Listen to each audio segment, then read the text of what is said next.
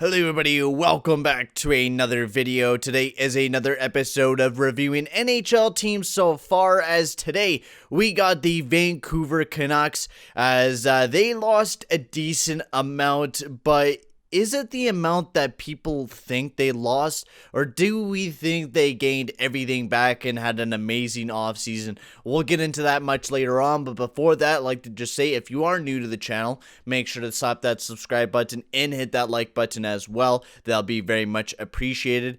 And also, just let you guys know, I've been doing tons of live streams on Twitch as I did play-by-play between Team Canada and Team Russia. So if you'd like to see more of that, the link will be down in the description below for my Twitch channel. So let's get into talking about the Vancouver Canucks, as they had a pretty weird offseason to say the least. They did a decent amount. They lost Tanev, they lost Foley, they lost Markstrom. They lost a lot of players, and people were saying, oh, well, Vancouver's going to turn into a bust of a team. And I got to say, I might disagree with you on that part. I think Vancouver Canucks are still a very strong team coming up into this upcoming season. Now, yes, they did lose a lot of people because of cap concerns, and they weren't able to really move out those players that they wanted to move out to, of course, release the cap. So let's get right into talking about things. So Jim Benning, his first move he made, well, not really the first move he made, but a move that he made later on in the season, as he picked up Nate Schmidt for the Vegas Golden Knights for a third-round pick, which this deal was an absolute steal of a deal. Nate Schmidt is a great defenseman for the Vancouver Canucks.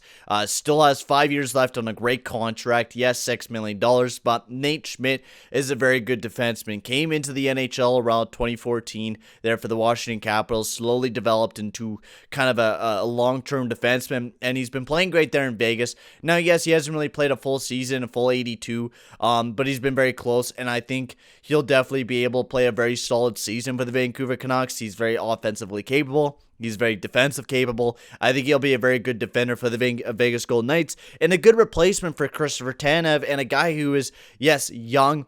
He might not deal with injuries, and not just that, he will be a very reliable defenseman for the Vegas Golden Knights, and a guy that should actually play better than what Christopher Tanev did. This guy can also play on the right side and the left-handed side. He's a left-handed defenseman, so it kind of sucks that they weren't able to get a right-handed guy, but, I mean, you look at most teams, a lot of teams don't really have a lot of great right-handed defensemen. It's really, really hard to find that great right-handed defenseman, and when you do, you never want to let him go. So Nate Schmidt, a really good pickup for the Vancouver Canucks, and will help bolster that core, especially if Travis Hamonic will be signing there for that defensive core. Now, just think of this. If you have, like, Quinn Hughes and Nate Schmidt, and then Edler and like Myers and Yoel Levy or Jordy Ben alongside of Hamonic, or Hamonic play alongside of Quinn Hughes. Whatever you got, this defense core will be a beast of a defense core there in Vancouver. And we talked about it a lot, how weak it used to be. This defense core might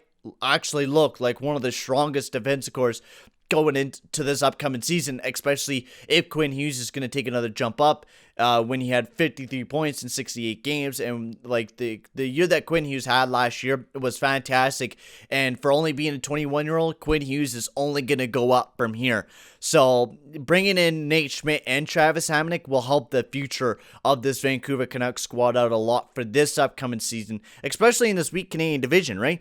The Vancouver Canucks almost made it to the conference finals last year. Now, they could possibly do that again if they play really great against all the Canadian division teams and they put themselves in a really good spot. Drafting-wise, they didn't have very many draft picks, and the same with signings. They weren't able to sign a lot of people because, of course, they were broke.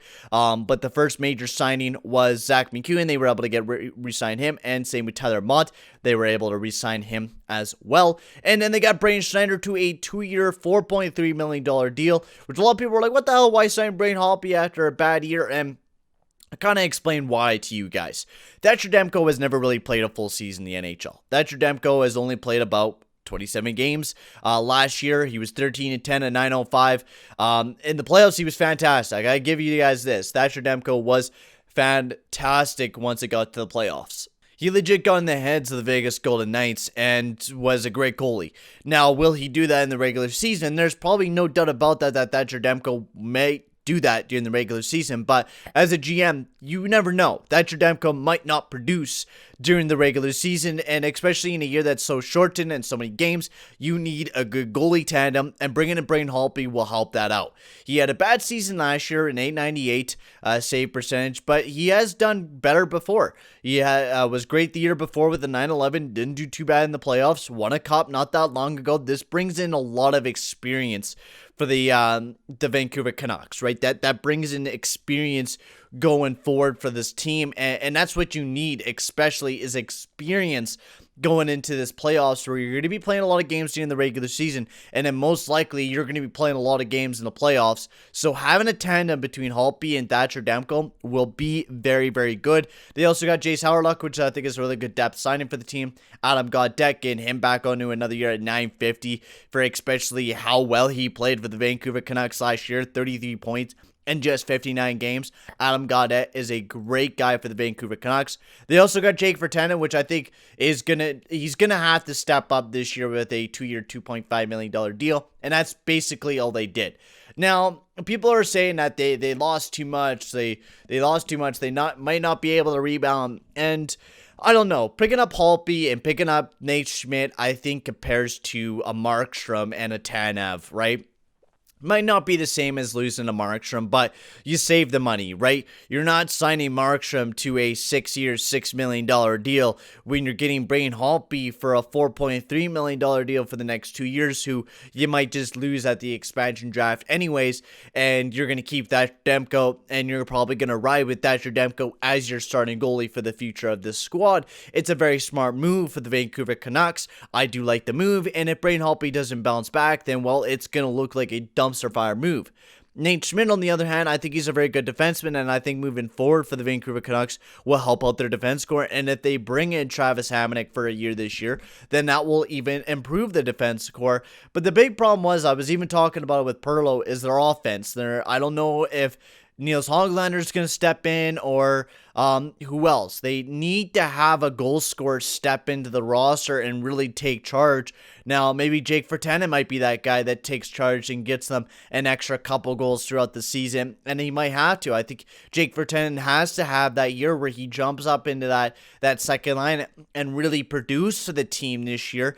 Either that or on the third line. He needs to produce a lot better for the Vancouver Canucks, especially going into this division where it's going to be very even. You're probably going to be jockeying with a spot with the Edmonton Oilers, with the Calgary Flames, and the Montreal Canadiens. You're going to be jockeying spots just to get into the playoffs with those teams, and maybe even the Winnipeg Jets in that case as well. So the goal scoring is going to be a big problem for the Vancouver Canucks. I don't think defense is going to be a big issue, but if you have Quinn Hughes, if you have Pettersson and Brock Besser on your team, nothing is going to be the issue. It's just like saying the Edmonton Oilers are going to have goal scoring problems because of their depth. Even though they have McDavid and Draisaitl, they will never really have goal scoring problems. They'll have depth goal scoring problems, which I think the Vancouver Canucks might not have.